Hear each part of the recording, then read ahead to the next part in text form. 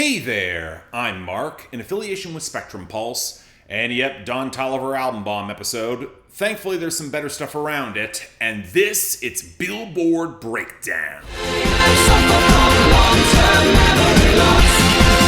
I don't remember. Well, this went about as predicted. One of the biggest album bombs of the year thus far, thanks to Don Toliver causing some considerable motion. And when you remember that when you get album impact week after week, there's not about to be the same stability or stagnation for the biggest hits, or at least it's not guaranteed that they're going to squat in the middle of the Hot 100 waiting to rebound. And given J. Cole's album bomb is likely to be even bigger next week, that's not going away anytime soon. I gotta be honest, I'm here for it. Although speaking on the actual quality of anything on display, that's a different beast.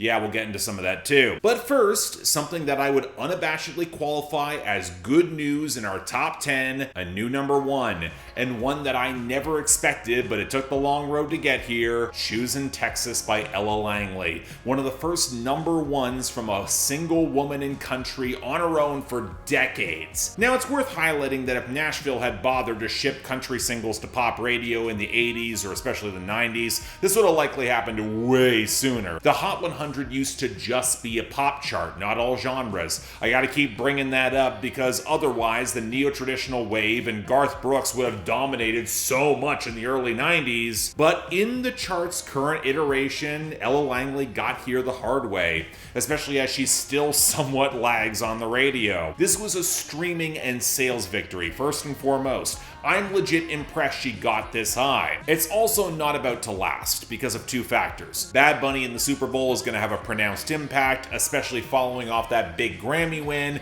We'll get into some of that already manifesting. And Man I Need by Olivia Dean is really making that push at number 2. She is up in every category, including radio dominance. It's just a matter of getting that added margin in order to tip in her favor. Unfortunately, this is also coming as Ordinary by Alex Warren somehow got back to number 3. When the song had a good streaming week and everything else around it is collapsing, that added bit of stability and a slower radio decline, it's going to lead to positional gains. Although I Just Might by Bruno Mars might be some faster competition rebounding to number 4, because while sales and streams are a little softer, the radio just loves this guy. Now, all this handily beat back Golden from K-Pop Demon Hunters to number 5, which just had a better than expected radio week, but is absolutely on its way out. And that takes us to a new debut in the top 10, where I guess I shouldn't be surprised it's got this much traction.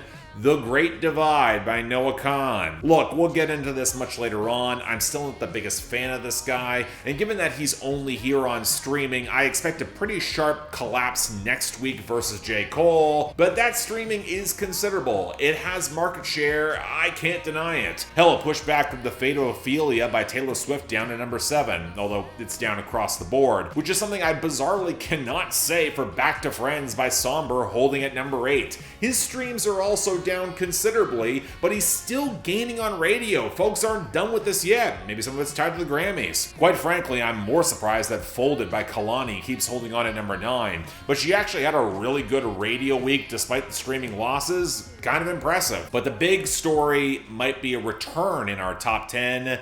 DTMF by Bad Bunny at number 10. It could well go to the number 1 next week, especially driven off the Super Bowl if the streams spike even higher. And even as someone who tends to be a little cooler on that last album than everyone else, this song in particular is still really good.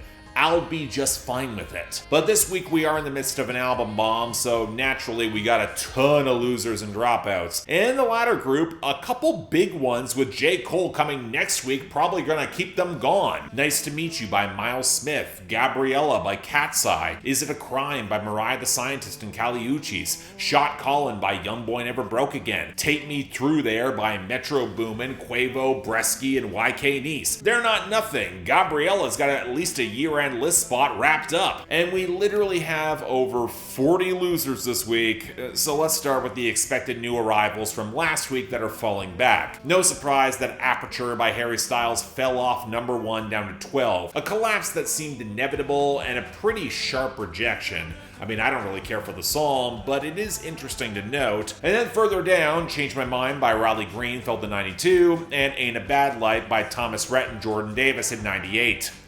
good. Then we got the returns and the continued losses that I don't expect are really going to stick around. In the former group, Ends of the Earth by Ty Myers in 95. In the latter, Stay Here for Life by A$AP Rocky featuring Brent Faiyaz at 83. But what I find more notable are the gains that lost a lot of ground, because that's a sign of momentum that doesn't seem all that stable. When Did You Get Hot by Sabrina Carpenter at 67.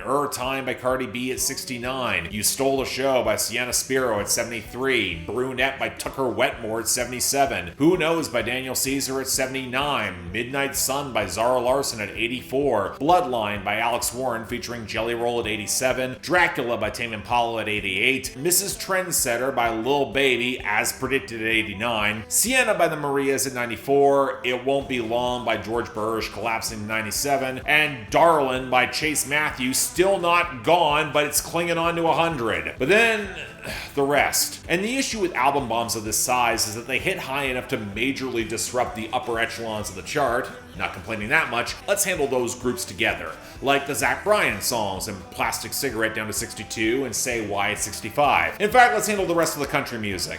Amen by Shabuzi and Jelly Roll at 39. Better Me For You Brown Eyes by Max McNown at 43. House Again by Hudson Westbrook at 45. The Fall by Cody Johnson at 46. Days Like These by Luke Combs at 51. Hell at Night by Big X The Plug and Ella Langley at 52. How Far Does a Goodbye Go by Jason Aldean at 54. Beautiful Things by Megan Maroney at 75, and Favorite Country Song by Hardy at 76. And now for the hip-hop, outside of Big X The Plug, WGFT by Gunna and Burna Boy at 32, Four Raws by SD Kid at 56, First Day Out by Pooh Shiesty at 68, and Bruce Wayne by Young Boy Never Broke Again at 90. The rest, whew.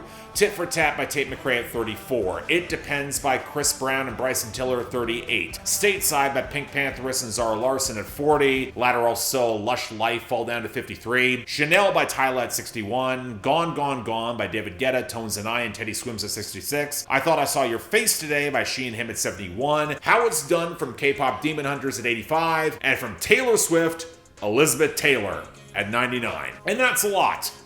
What about returns and gains? Well, we actually got a bunch of the former, mostly linked to Bad Bunny, as Ballet Inolvidable is back at 19, Nueva York at 28, and EO is at 42, along with a gain for Voy a Levarte by Puerto Rico at 47. But Olivia Dean somehow got baby steps back to 96. That's something. But the story, at least for this week, is Don Toliver, as not only did we get Tiramisu back at 35, when we flipped to our gains, you also saw ATM rising off the debut to 25. Last two gains, not happy about either of these. Yukon by Justin Bieber is getting a hold of radio up to 21, and off the debut, Let 'Em Know by T.I. cashing in on nostalgia up to 50. Mostly on sales, because his fan base still buys music. Really wish the song didn't blow ass. But Don Toliver is absolutely in huge album bomb territory, charting with well over a dozen songs, the entire damn album. So we're gonna be focusing on the best, worst, and those in the top 20. And man, it took a lot of discipline on my part, not just overload the worst of the week category here. A lot of this sucks. Although there is a little run midway through starting out about Excavator that's kind of solid. Outside those, Pleasure's Mine at 82, God what a goopy chipmunk mess. Sweet Home at 78, which might be the goofiest and brightest song Don Toliver has ever made, with an interpolation of Kid Rock's All Summer Long. I think that's a compliment. TMU at 70, K9 with SahBabii at 64. Man, talk about atrocious production saved by the feature. Long Way to Calabasas at 63, Tuition at 60, All the Signs with Teezo Touchdown at 59. Talk about a feature completely misreading the vibe, even with the woeful lyrics. Wow, I suddenly get why Teezo Touchdown's push flamed out. Opposite at 49, Excavator at 48. The Rare Case with the Filthy Wallow actually kind of works, goes pretty hard. Similar case with the Demented Horns all over the trap groove of Gemstone at 44. Then Callback at 41. Rosary with Travis Scott at 36. Honestly, without the chipmunk samples, I would like this more than I ever expected. Rendezvous with Yeat at 30. And Secondhand with Rema at 29. Now, that thankfully makes this week a little bit easier, a little more reasonable. And yet we're not starting our new arrivals with Don Toliver just yet. Number 93, What You Need by Tems. I'm not what you need. I'm not what you need.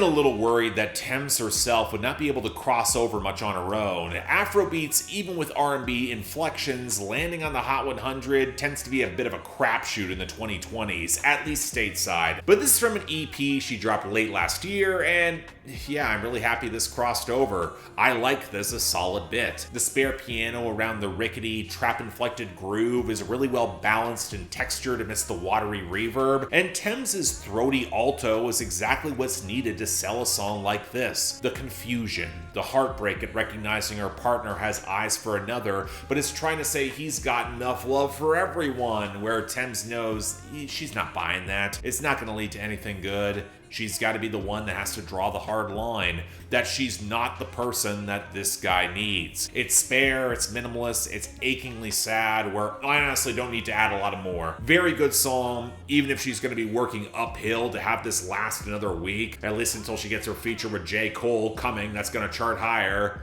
I don't know. I prefer this. Number 86, Feed the Streets by Rod Wave. My generation, they been lost for so long. They all scared of me cause I got the game in the choke. Put her legs in the air and wrap my hair on her throat. It breaks my heart that I just don't have any expectations for Rod Wave anymore. I like his vocal timbre, he occasionally catches a good melody or some decent production, but he's been charting very similar sounding song fragments for the majority of this decade so far. I didn't expect any more. And that's effectively what we got yet again. Similar sort of producers who provided an even more weedy electric guitar line before the bass swamps out the mix with a really clumsily mastered trap beat and one extended verse with the barest fragment of a repeated phrase that might pass as a hook. As for the content, look, I expected the gunplay, the stacking money, the near constant paranoia while pleased for sensitivity, but the references to 90s gangsta shit, that overlapping with Malcolm X, what he was talking about, I'll be generous, I'll say it's just kind of incoherent, more based on a mood. There is nothing from Malcolm X that aligns with the grind set, let alone the petty nonsense between Suge Knight and Diddy. Maybe he's trying to capture some sort of frustrated, incoherent anger where you can't really focus it, where he can't even capture it. But the song is so sloppily assembled and yet so by the numbers coming out of him that I'm just not buying in. It's not good. Can't endorse it. Number 37, Dandelion by Ella Langley. Up on the wilder side. So if you're tired of thorns, I'm a little more dandelion. Well, now that Ella Langley broke down some doors and a glass ceiling, charted a #1 song, I guess we can now expect that she's gonna get big single debuts, with this appearing to be the next big single from that upcoming album this year. It's the title track. And look, I get that Ella Langley has painted herself as a little more of a drifter who can't be easily tied down even if she loves really hard. But this feels like the natural extrapolation of that story to describe herself like a dandelion, where it's actually a decent enough metaphor in highlighting a weed long overlooked, been often discarded, but kind of soft around the edges. It has a place, with softer pedal steel and hazy guitars around that field recording to saturate the mix. It doesn't quite feel as 80s as choosing Texas. Now, I can't help but think that there's always at least one element that feels a bit clumsier than it should for her. The bass and kick drum in the mix feels a little stodgy to me. But the larger issues that we already got weren't for the wind, which had a sharper hook. Even with that slight melodic change-up on the second verse where you can tell Ella Langley's comfortable with the odd swerve. But the thought I couldn't escape is that this really reminds me more of more recent Casey Musgraves tracks, with that earthy but atmospheric touch. More soft focus and in mid-tempo, although it's going to do numbers as background music on easy listening or adult alternative streaming. So I wouldn't be surprised if it's a hit. Radio's probably going to love it. It is likable. I just think she's done better. Number 31, McArthur by Hardy, Eric Church, Morgan Wallen, and Tim McGraw. When you pass on, what you gonna pass down? This is the sort of ambitious collab and story song we don't get out of Nashville very often. And yeah, I'm annoyed that Hardy is behind it, because occasionally he's got the clout and industry connections to at least try pushing one of his ideas. I just wish they were backing someone with more credible talent, especially when I saw Jay Joyce was the guy who was producing it. So color me surprised that on the surface, this is actually really well done. Each man playing one generation of this McArthur family, with Tim McGraw being the poor father and the great-grandfather, Eric Church being the grandfather who got killed in Vietnam. He's also by far the most expressive singer here. Hardy being the father figure who tried to keep the land, but his son just wants to inherit it. And Morgan Wallen is playing that son who sees dollar signs and selling the land, but the ghost of his family push him away for it. That land and blood is the only thing you can actually pass down, with each generation gently overlapping in some of the harmonies against these gentle organic grooves and a really nice fiddle line. Yeah, the buy dirt arc is getting a little overused in modern mainstream country, especially for entire younger generations who have been kept out of the inflated property markets by those older generations, and the reason they're waiting to inherit anything is because they've been renting their entire goddamn lives and haven't been granted the same grace and opportunities to buy in. But when you recognize that this is only half boomer fuel, the other half is about family legacy, I do get the resonance. Which is also why I really don't like how they tried to go for this big triumphant moment at the end of the song. This should have stayed understated, kind of quiet, keep it in the family, amplify the spectral echo of the ghost, really lean into the atmosphere. This shouldn't feel anthemic. It really confirms my worst suspicions when they try to make it as such. Looking at you there, Hardy. So, okay, I appreciate the novelty. I think there's a market for it. I'll even call it good, but man, wish it could have been great. Number 17, E85 by Don Toliver. On the highway and I'm thinking ain't no rubber. On the highway with my significant lover.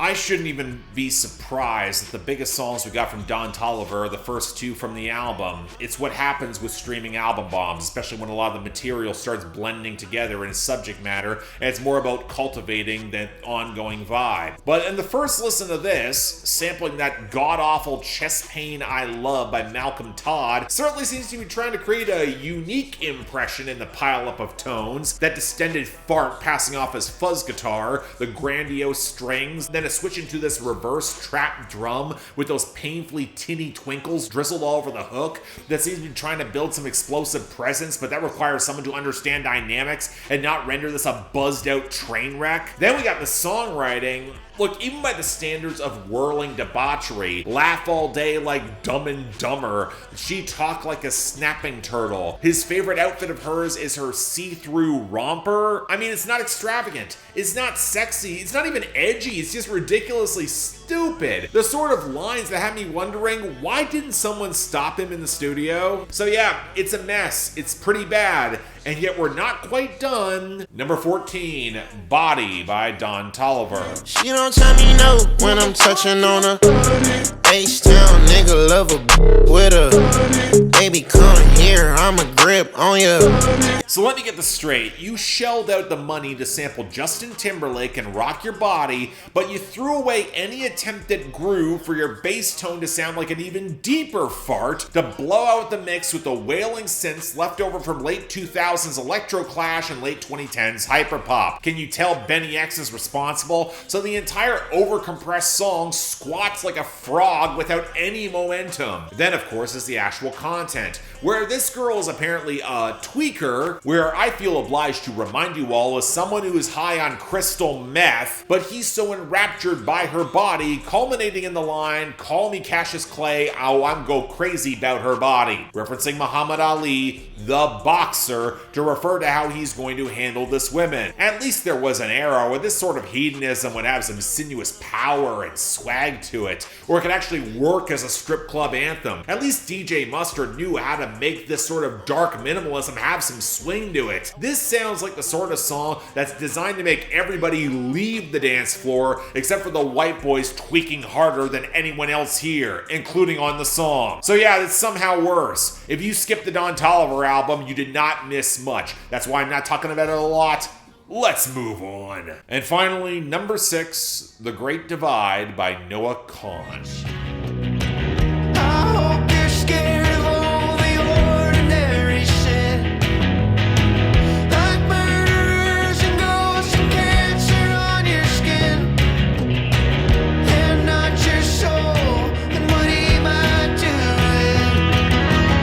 with. I think I can be mature enough at this point to say that I like Noah Kahan more as a curator than an artist on his own. I still think he makes some of the most tepid and frustratingly overpolished pop folk that I predicted when I reviewed Styx Season would do ridiculous numbers, and oh boy, that's been true. But he's surrounded himself with seemingly good people and will put many of his influences or better colleagues on his platform, or remixes only improved by their presence. Rustin Kelly, Casey Musgraves, Hosier, Lizzie McAlpine, Zach Bryan. I'll even include that collab with Kelsey Ballerini. So yeah, I had reservations about a new solo single from his, the title track of the upcoming album. But you know, I did not expect the paratext around Noah Kahan's music to become more like outright text here, because this is a track about where he's on a drive with a childhood friend who's clearly going through it and experiencing it harder in a deeply personal way, where there's a recklessness that's taking him to that edge and Noah Kahan's along for the ride. He doesn't fully understand where this friend is, what sort of pain and trauma he's processing. It's implied to be religious, although for setting this in a small town, it could well be associated with queerness, but I've heard enough reckless self-destruction from men in this lane like Zach Bryan or Rustin Kelly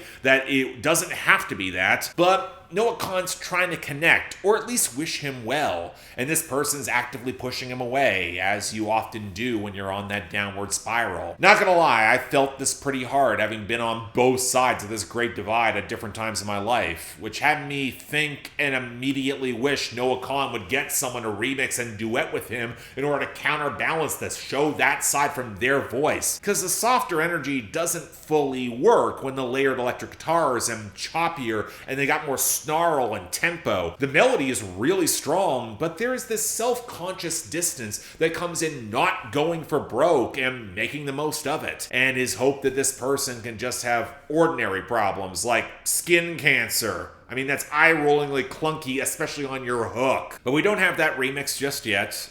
In the meantime, it is Noah Kahan's best in a while, and if he's about to take that sort of leap for the next project, we could be getting something really special, so yeah, really damn good song. In fact, fuck it. I'm gonna say The Great Divide is the best of this week, with What I Need by Tems as the honorable mention. McArthur was shockingly close, I gotta say. As for the worst of the week, listen, I went through that entire Don Toliver album multiple times. I know it's an album bomb, but I think the first songs are undoubtedly the worst, with Body taking the bottom spot, man I miss Megan Thee Stallion's song of the same name, and E85 as a dishonorable mention. Next week, a whole lot of J. Cole and the Fall Off. Stay tuned for that. But until then, I'm Mark, you're watching Billboard Breakdown, affiliated with Spectrum Pulse, and I'll see you next week.